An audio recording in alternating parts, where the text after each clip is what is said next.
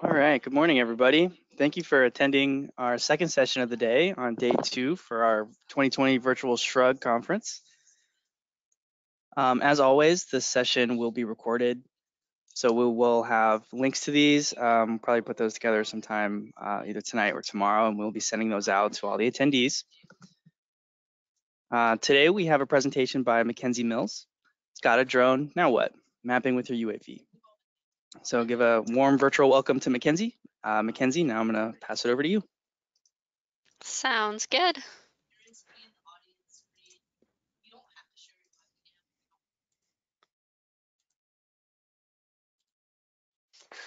All right, so welcome everyone to this session this morning on mapping with your UAV, your drone. So you've got a drone, and now what do you do? How do you collect your data, and what kind of data can you collect? What can you do with that drone collected data? I am Mackenzie Mills. I'm an application specialist at Blue Marble Geographics, and I'll start with a quick introduction here.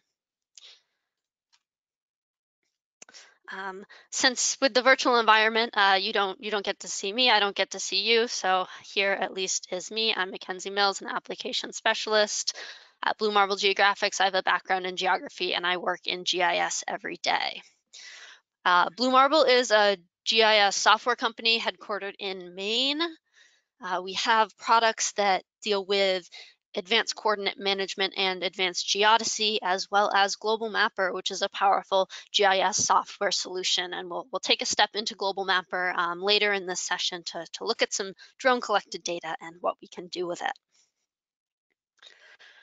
So to go over a quick agenda for this session, we're going to start with an introduction to drones and unmanned aerial vehicles, what they are and what you can do with them. We'll then move into some flight planning and safety considerations you should take into account if you're planning on flying a drone. And we'll talk about the data you can collect with the drone. The two main types of data that you can collect or derive from drone collected data are Lidar, which is light detection and ranging, and Phodar, which is an industry term for a photogrammetrically derived point cloud. These, in the end, are both 3D data formats, and you can do some 3D terrain analysis with them. So going down the route of that photogrammetrically derived point cloud, you'd collect some images with your drone, and then you have to come back to the office and process them. And we'll talk a little bit about that image processing, some data requirements, and how that is done. How do you take these 2D images and generate a 3D output? And then we'll step into Global Mapper, a GIS program, and look at some drone collected images and talk about generating and analyzing a point cloud. Time permitting, we'll identify some ground points in the generated 3D point cloud, create a digital terrain model, a DTM, and then generate some contour lines pretty easily. So you can do a lot once you've generated this 3D data from your drone collected images. So to start off, a quick intro to unmanned aerial systems, unmanned aerial vehicles, and drones.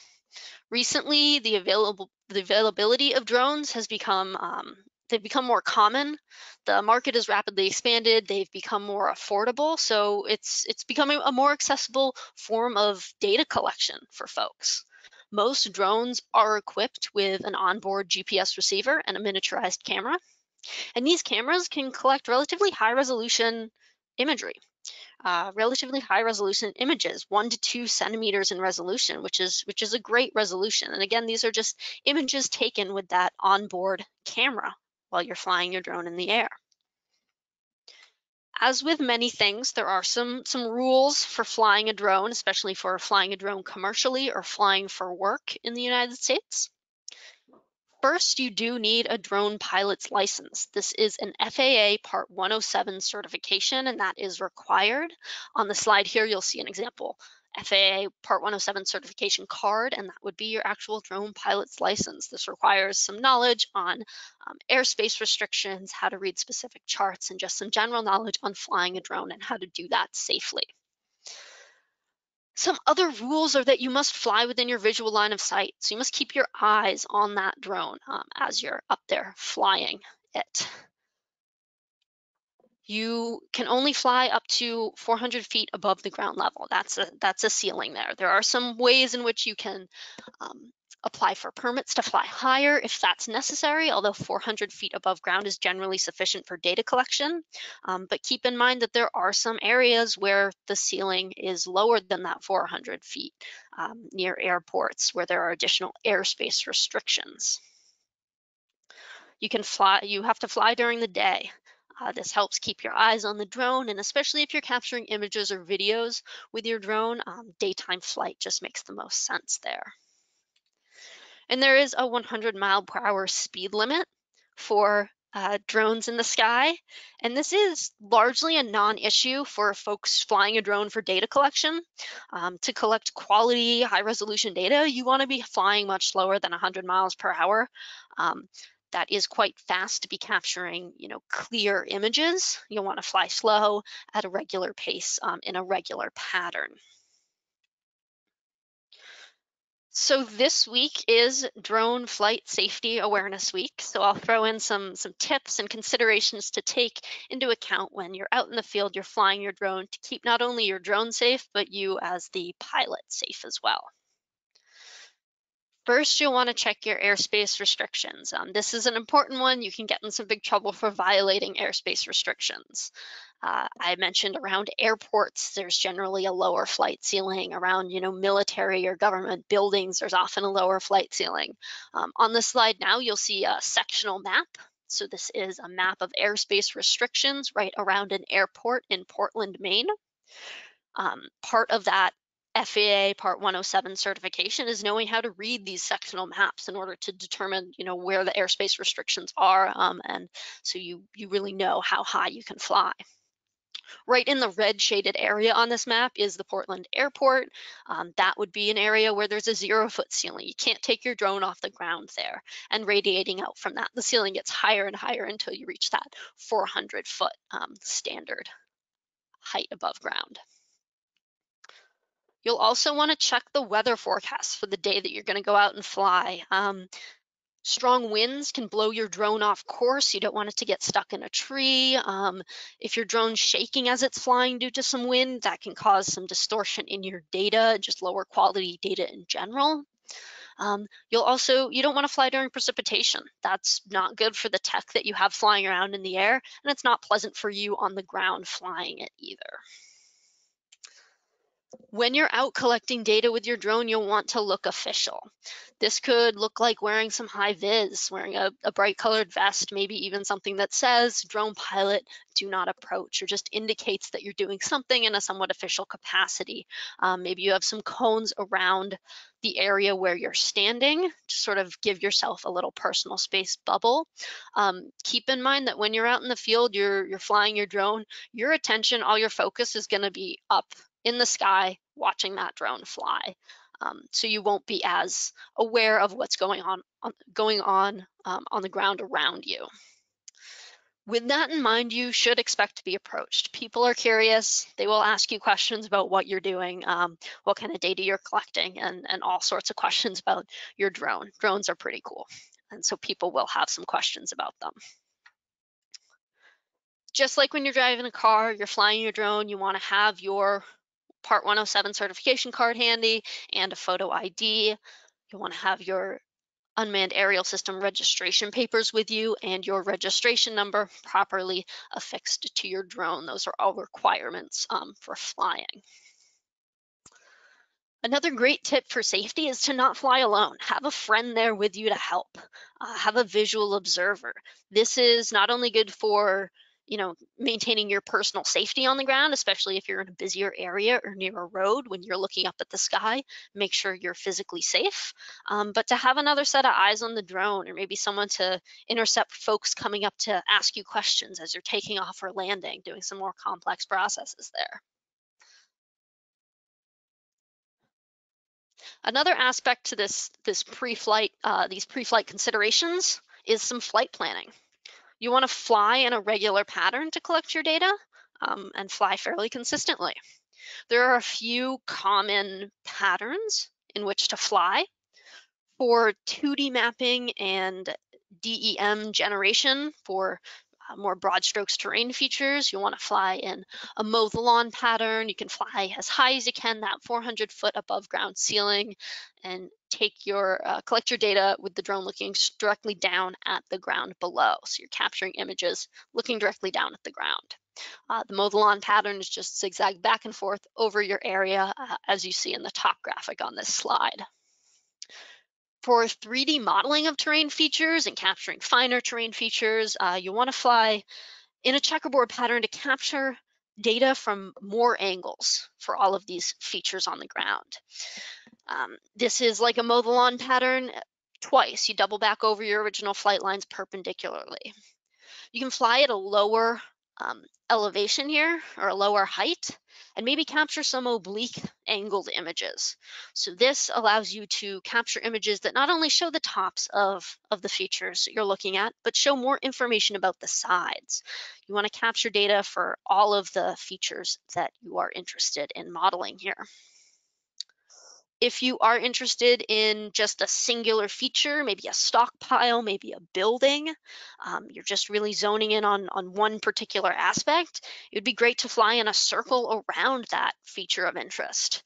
You want to fly in a circle with your camera facing in towards the feature of interest, fly at a lower height, and capture oblique images to capture, data from the sides of whatever your feature of interest is here. So what are the data types you can collect with your drone? Well, there's two main data types here. We've got Lidar and we've got Phodar. As I said before, Lidar stands for light detection and ranging. It is an active form of data collection. It requires a laser scanner. Laser pulses are sent out and returned to the scanner. Based on that information, points are placed in 3D space and you get this 3D point cloud output. Phodar is an industry term for a photogrammetrically derived point cloud. This is a passive form of data collection. The data that you're actually collecting in the field to generate this photogrammetrically derived point cloud are images captured with your drone. So as you fly your drone over the area, you are taking regularly spaced images with some overlap. Depending on the requirements of your project, the resources you have available, both of these data types have good merit here. A quick summary between the two: the LiDAR method does require that laser scanner, making it more expensive. Not only do you need this laser scan device, you likely need a stronger, bigger drone in order to carry that device through the air. The Phodar, or photogrammetrically derived point cloud, just requires that onboard camera and GPS receiver. Most drones are equipped with that anyway, making it less expensive and more accessible. Again, you're collecting just images to create this photogrammetrically derived point cloud. So you take your images back to the office and you have to go through a process in order to generate some 3D data from them. With the active LiDAR method, right off the bat, you get this point cloud that you can load off of your drone right into a GIS program and start some further analysis. Another big difference between these two data types is that LiDAR has the ability to penetrate the vegetation canopy, so that those laser pulses can go down and get some true ground returns even in a forested area or a vegetated area. With Phodar, the only things that are being constructed in this post-process from these images is what is represented in the images. So if you're flying over a forested area and you're capturing images of the tops of the trees, that is what you'll be able to reconstruct in your point cloud. It'll be harder to identify that true ground below the vegetation. So you take your images and, with your drone up in the sky, you bring them back to the office, and you have to use this thing called structure from motion photogrammetry in order to generate some 3D outputs. So the images are an array of photos based on your flight path, and they are fairly regularly spaced, and they have to contain some overlap. So as the drone moves through the air, capturing these images, features on the ground will be captured with slightly different perspectives. And between the images, you need to have significant overlap. We say shoot for 60% overlap. I always recommend folks shoot for a higher level of overlap between images, maybe 70, 75%, because you need those varying perspective views of the features on the ground. So they need to be represented in multiple images. Going along with that, your images need to be clear, and the area you're looking at needs to have texture and identifiable features. So clear images means that they need to be in focus and they can't be blurry. So again, wind is a factor here, shaking your drone, anything that's going to do that. A bumpy flight could cause some of your images to be blurred or out of focus, and that will inhibit the structure from motion process from reconstructing an output that is 3D. The target area needs to have textures and identifiable features represented in the images as well. This means that the structure for motion process doesn't work as well with images containing a lot of sky, a washed out area, snow or water, generally one color, highly reflective, and doesn't have those solid identifiable features captured in all of the images. Another bit of data that you can use in this image process is to use a network of surveyed ground control points, of high accuracy ground control points, to improve the accuracy of your generated output. So the images that you collect will have GPS information based on the position of the camera when the image was captured from that onboard GPS sensor with your drone, but you can also add ground control points to help tie the generated output to your coordinate system and improve the accuracy and the placement of that in coordinate space.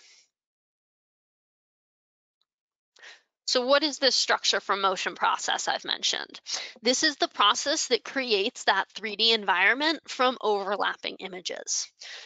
So we take the 2D images, and in Global Mapper, it's the pixels to points tool that uses this structure from motion process to create the 3D output.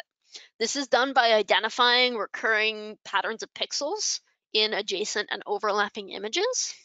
And then based on the varying perspective and view of those like features between images, the program uses triangulation to place those points in 3D space and construct the environment as a 3D point cloud. The end result of this process is a 3-dimensional point cloud that is very similar to the Lidar data, that active data collection method. So this photogrammetrically derived point cloud is still its points in 3D space. You can actually export it to a Lidar format and classify it and analyze it like you would with Lidar data. But it's, again, good to note where this data is coming from. We're starting with images. This is a passive system of data collection, and with that, there are some limitations. Only what is represented in the photos can be reconstructed, and those photos do have to be good quality and clear. So with that, after going over the basics, we are going to actually open the Global Mapper program, and we'll look at some data in Global Mapper. And some drone collected images, and walk through the process of generating some 3D outputs using the pixels to points tool on that structure from motion process. So with that, let me just switch over to Global Mapper here.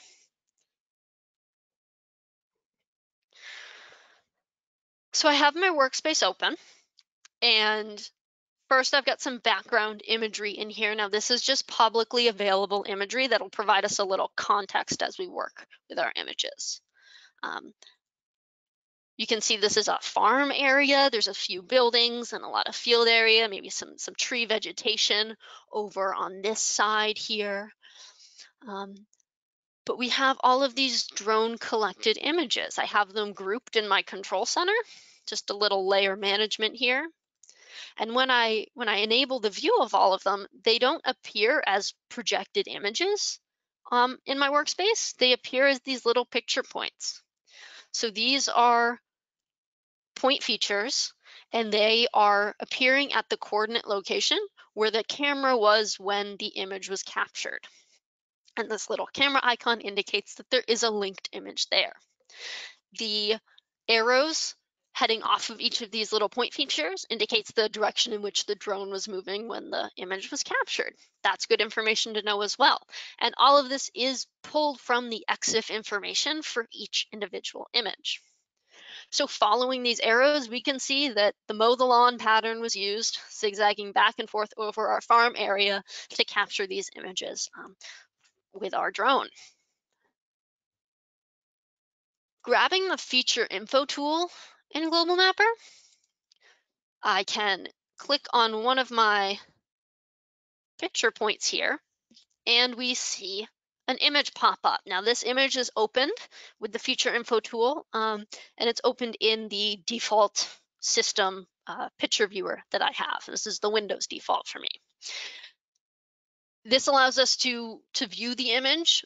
We see that it is high quality. It's taken looking straight down at the terrain, and it looks pretty clear. Clicking on a few different images, we can see it looks like our images from different parts of the flight are clear. Maybe this is good quality data, a good candidate to be reconstructed into a 3D point cloud. Aside from this pop-up of the image, we see a polygon drawn in our workspace here. And this is the image coverage polygon. So based on the location of this image and the view parameters read from the EXIF information of the image I've clicked on, we have this polygon projected, and this is the approximate view area that this image covers. So just looking at this, we can see this image covers a great amount of area. We flew at a very, that 400-foot ceiling or close to it, and we were able to capture a lot of area in each image. And we see that within this one image coverage polygon, there's a lot of other image icons, meaning that we do have good overlap between these images. That's another requirement that we need. We have good overlap to identify those like features between images. One other layer I will show in this workspace right now are some control points. So I've got 3 control points in this workspace, noted in red here, and they are towards the center of my area of interest here, the area that was flown over. This is not ideal placement for control points here. Typically, we recommend control points be a little further spread out, evenly distributed, 4 or 5 of them across the area that you captured data for. But these surveyed control points can be used in the pixels to points, that structure for motion process, to help increase the accuracy of the output point cloud that we are going to generate and look at here in just a minute. So with that, we'll go ahead and open the pixels to points tool and take a look at the tool we have to generate a 3D point cloud from these 2D images. So opening the pixels to points tool, we get this big dialog. No data has been loaded into this tool yet. So we go ahead and we have to load our images in. From the file menu, I can add my loaded picture point. So this is all of those picture point icons that I have loaded in my workspace will load up into my pixels to points tool. That populates my image input files list. I've got the file name, the coordinate location, including elevation, the image size, and the camera information. And again, this is all from that EXIF information for each image. As I scroll through these images, selecting different ones down the list, we can note in the image preview that there is a good amount of overlap between these images, and they do look fairly clear. This image preview is also interactive. We can zoom in to view the images closer. We can pan. This is our flight crew right here, represented in this image, and just make sure that the images we have listed here are good quality, and we want to be able to use them in this process. If we do, scrolling through these images, find one that is unsatisfactory, maybe blurry, out of focus, maybe it's an image captured during takeoff or landing, sort of a mistake there, we can uncheck it and it won't be used in the structure for motion process to generate these outputs. Moving down, we have this box for ground controls. Here's where I would add my ground control points. So I can go ahead with a right click, import my control points from my layer, choose my control point layer, and now I have my 3 points listed in this little box here. Now with a control point selected, if I scroll through my image list, we see that some of these images are now listed in green. So this is a pole right out towards the road from my farmhouse here. And this green listing is Global Mapper suggesting where this control point may appear in what images. So this is based on the coordinate location of the control point and the image coverage polygons calculated for each image here. So to use these control points, we need to go ahead and add them to each image within which they appear. So with my image selected, I can click to add control point, scroll to zoom in, and place my control point at the base of this pole feature here. Move on to the next image and repeat the same process. Zoom in and add my control point to the image.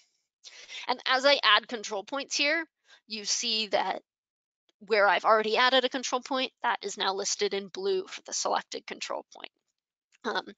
This is just a good visual cue to let you know where you've already added these control points, because you do need to go through all of these images and place the control points, or place the control points on the images wherever they appear. And what this is doing, this is linking a like feature within multiple images to a control point, that coordinate location here, X, Y, and Z. And this does help to improve the accuracy and the placement of your generated outputs. With that, we'll move down to the output section of this dialog. Our primary output here is the point cloud. So we are taking the pixels from our 2D collected images, and we're turning them into points, like the name of the tool, taking pixels, making them into points in this 3D constructed point cloud.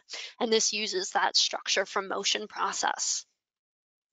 Additional outputs from this tool are an ortho image, and this is a 2D image based on the placement of those features in 3D space using the structure from motion process in that point cloud. And so this creates an ortho image where each pixel is at the determined correct coordinate location there.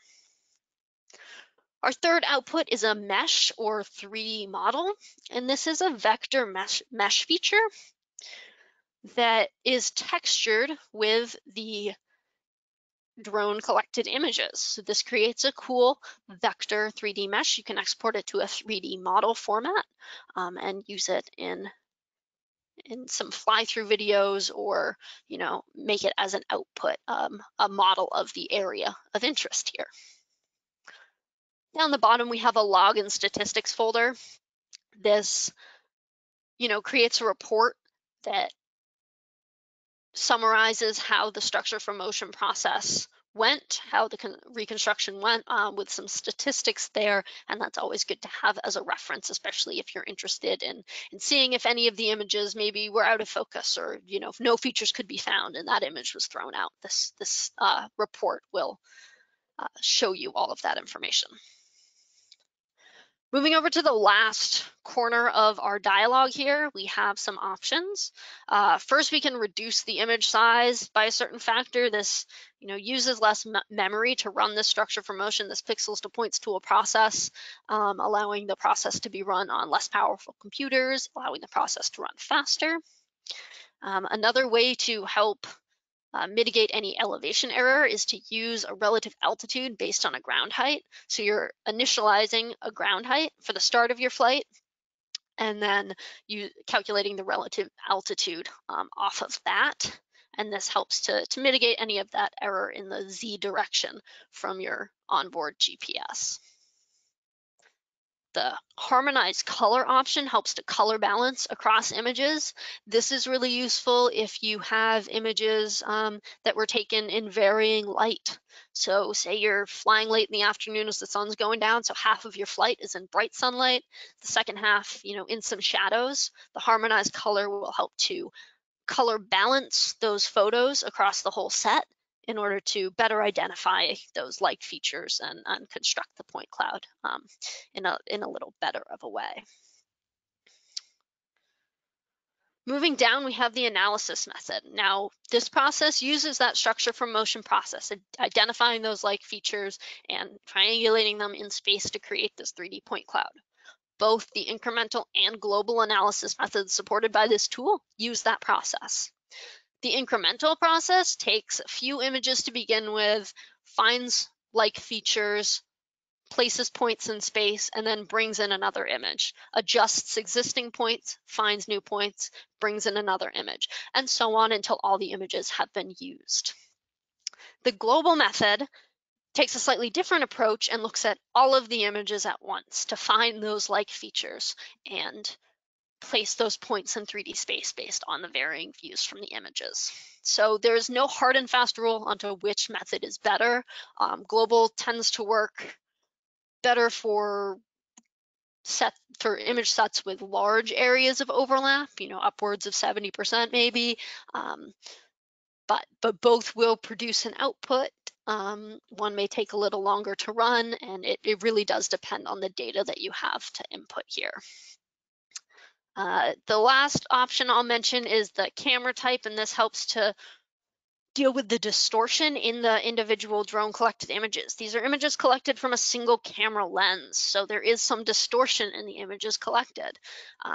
This is particularly apparent in fisheye and spherical lenses, so you'll want to make sure if you're using one of those lens types, you're selecting the appropriate camera type here to account for that distortion in this reconstruction process.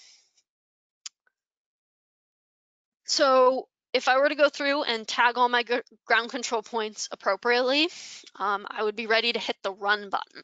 Now, on my machine right now with this image set, if I went through and tagged all these ground control points, it would probably take about half an hour or so to run. So with a slight time limitation here, we will not be clicking this run button. We're going to do a little cooking show magic, and I'll close this Pixels to Points tool dialog, and we'll bring up the outputs that I generated yesterday from this data set. So looking at this, we have a little group of layers that were generated. We have the point cloud, the ortho image, and the mesh, all three outputs here. And just to note, you don't have to create all three outputs. If you're only looking for an ortho image or only looking for a mesh, you can choose to create one or two instead of all three. So we'll start looking at this primary output, the point cloud. As I turn off the other two layers, you see some holes appear in the point cloud. And this is because it is truly points. As I zoom in, we see all of these individual points. We can open the metadata and take a look at the information on this point cloud. We see the point count and the point density. This is a fairly dense point cloud, over 150 samples per meter squared on average, with an average point spacing of 0.079. That's a fairly dense point cloud generated from this tool. Scrolling down in the metadata, we do see some information on the method used to create this point cloud using the Pixels to Points tool and that structure from motion method. This is a 3D output. We can take a look at it in our 3D view. So moving this around, we can see that we have some variation in our terrain. We've got our building, our main building farmhouse here, pretty well represented. But this is all still just individual point features. With the 3D view open, I'll jump over to our other 3D output, this 3D mesh feature, and this looks a little more solid. So this is a 3D vector feature textured with the drone collected images. So even though these images were taken looking straight down at the terrain, we do have some detail on the sides of our buildings and faces that would not be as well captured with that nadir angle there. And so this is a 3D mesh. You can export this to any mesh format that you would like. A good universal format for this would be a 3D PDF, and that allows anyone, with a PDF viewer to to look at this 3D model and toggle it in 3D space, as opposed to, you know, having to open it within a GIS or modeling program. And we'll look at our last output here, the ortho image. Now, in the 2D view, all of these outputs kind of look the same. They're all based on those same 2D collected images, but just from those 2D images, we were able to get these cool 3D outputs. An image is great. We know exactly when this data was collected and when the image was generated. And this, again, is a great tool to track change through time in a specific area. We can see how things change if we do multiple flights, you know, certain increments of time apart.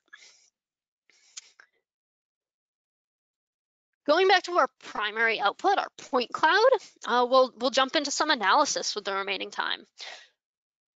Currently, we're viewing this point cloud by the RGB values, and those are assigned from our drone collected images. You know, they were RGB collected images. With an option here in Global Mapper, we can view this point cloud by elevation. We can view it by classification. And classification is interesting here. Currently, this point cloud is completely unclassified, so we don't have any information associated with it. We can use an automated classification tool to identify ground points, because maybe our goal here is to generate a DTM, a digital terrain model. So we want to identify the ground points versus the vegetation versus the buildings. So using this automated ground classification, I've entered some parameters here to guide the Global Mapper program on what the terrain would approximately look like. This includes the height change within the terrain, the expected slope, some other factors here. And with that, we can click OK. And fairly quickly, in about under a minute, we should have a point cloud with now some ground points classified. And here we go. Our color by classification looks a little more meaningful here. So with this, this is a sloped area. Using our ortho image as reference, we can see that there's, you know, maybe some grasses here, but there's no buildings or anything, yet we still have some unclassified points. We can use a cross-sectional view, the path profile tool in Global Mapper, to draw a line with a left click and a right click to look at a cross-section of this point cloud here. So we see that while there are some unclassified points, there are some ground classified points, you know, towards the bottom of this area. So maybe the program is identifying vegetation versus, you know, some more ground. And that's good. We can identify that true ground and perform our DTM creation.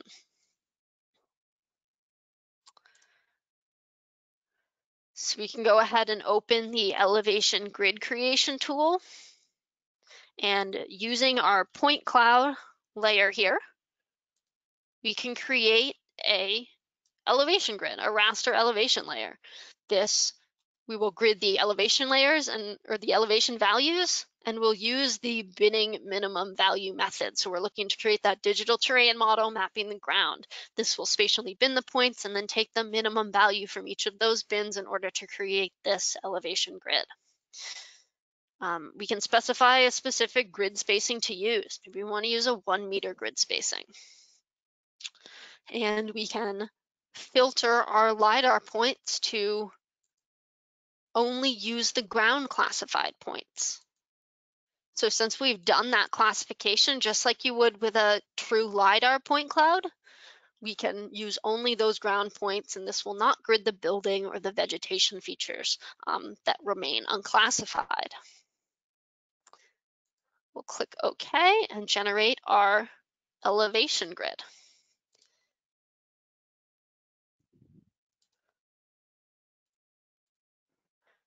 So with this, with the hill shade enabled here, we can see some variation in elevation. And I will go ahead and change a quick setting to color based on our visible elevation values, which will provide a little more detail, especially as we zoom in on a particular area. we'll be able to see, you know, the highs and lows as we view this sloped area or some greater terrain difference in the back of our area here. Hey, Mackenzie, I hate to interrupt you, but I just want to let you know you have about 5 minutes left. Okay, that sounds good. I'm almost there. Great. So looking at this terrain grid, this is a DTM. This is where our big building was, and that has been removed. We just have the terrain underneath it. From this gridded area, we can generate some contours. This is a real simple process. Once we have this 3D area, we can generate maybe 1 meter contours. We don't have a great range in elevation here, so we'll generate across the entire elevation range that we have represented. And we can create spot elevations, find our minimum and maximum points across this terrain surface. Real quickly, we've got our contour lines that pop up. We can see as the contours gather where the steeper sections are, and this is all based on this point cloud. At this point, it's great to note where we started. We started with 2D images. You know, we flew a drone, we collected some images just looking down at the terrain, and we were able to create this 3D output that shows the relief of the ground. And this can be used for further analysis, maybe some volume calculations. We could run a watershed analysis to determine how water would flow over the area. You know, you have many options once you get to this point and you're able to derive this 3D data just by sending a drone up the air and capturing some pictures. So with that, I've come to the end of my time here. If you do have any questions about the Global Mapper program or using it to create 3D data from drone collected images, you'd like to try it out, would be happy to help you. If you have questions on this content, feel free to email us, the email on the screen, geohelp@bluemarblegeo.com, and we'd be happy to answer any questions for you. I'd just like to thank you all for being here. Thank you, SHRUG, for having this virtual conference and giving us the opportunity to present. We really appreciate it, and I hope you all learned at least something about how you can use drones to create some really cool 3D data outputs. Well, thank you. Thank you, Mackenzie. That was fantastic. If anybody has, we do have a couple minutes left. If anybody has any questions, feel free to put them in the questions chat, and I can read them out loud for Mackenzie.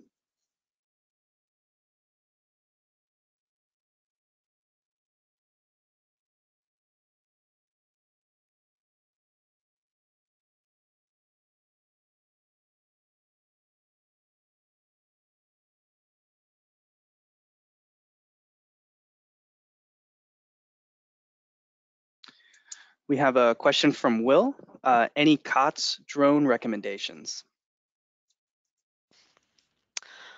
I don't have any specific drone recommendations. Again, my background is more on the software side, doing the processing.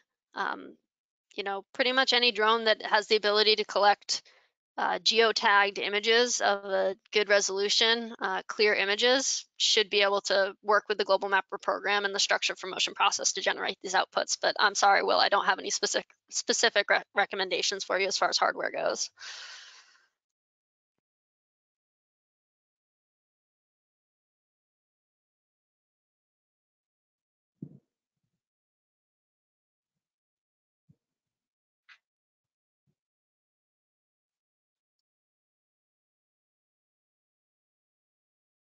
All right, well, that about wraps up our time. I'd like to again thank Mackenzie Mills for coming to SHRUG and presenting in our virtual conference this year.